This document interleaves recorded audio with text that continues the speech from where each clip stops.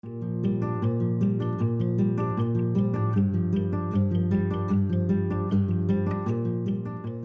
everyone, welcome to the Local Hazard Mitigation Plan update for the City of Rialto.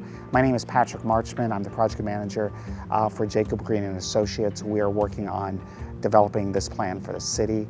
Just to give you an overview of what's going to happen, first we're going to go over what the hazard mitigation plan actually is. Then we'll discuss a little bit about the hazards we have identified and what we're going to need from you.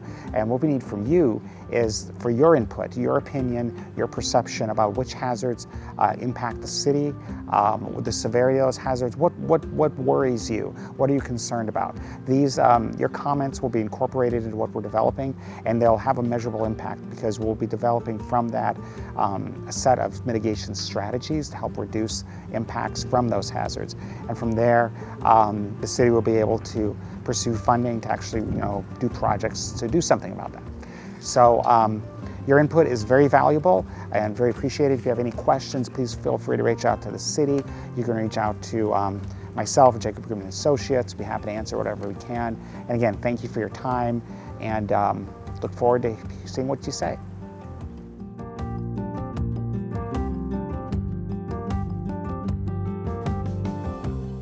So hazard mitigation planning, so what is it?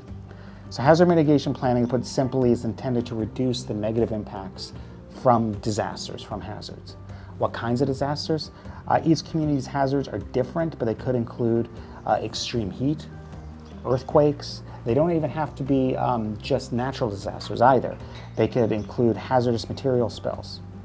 So one important point to note is new FEMA guidance as of April 2023 places heavy emphasis on climate impacts and planning for those. So Rialto and hazard mitigation planning. So Rialto currently does not have an approved hazard mitigation plan.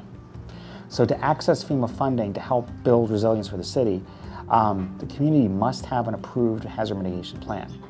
So that's why we're here. The hazard mitigation plan we're working on will be completed later this year. It also should note there's a general plan update happening right now. The plan we're developing will be incorporated by reference into the general plan update, so we'll help to integrate it and guide the future development of the city. So hazard scoring matrix. So the slide you see is it's our draft hazard scoring matrix that we've developed through interviews with various parts of city government. So what we're looking for, this gives you a sense of what we've heard. So what we're kind of looking for is to understand from your perspective, is this accurate? Are there things we're missing? Are there different emphases that you think we should see? So I'll just go column by column to kind of set the stage a bit.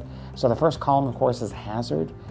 Describes what is the potential disaster, potential event we're looking at.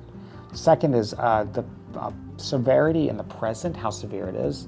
The third is the probability, how likely it is in the present.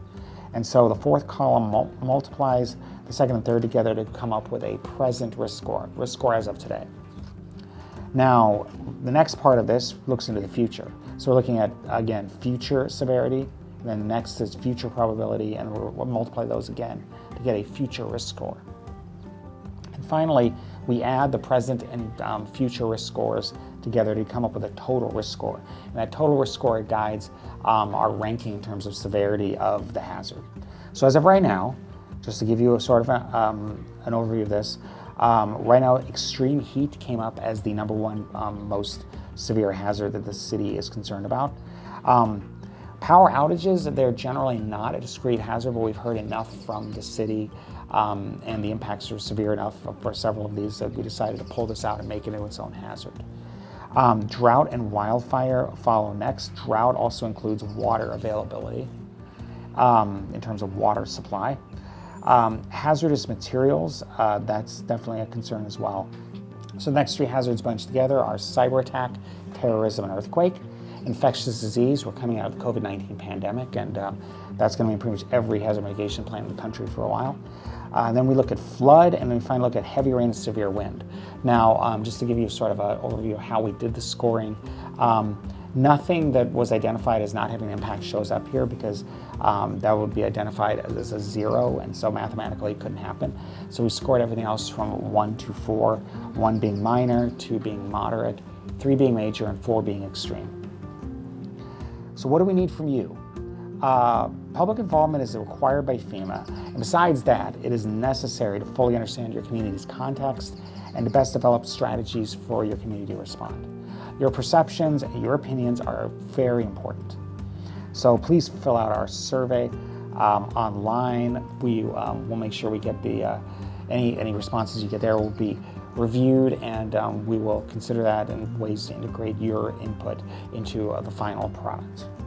So thank you very much for your time. Please feel free to reach out. Be happy to answer whatever we can.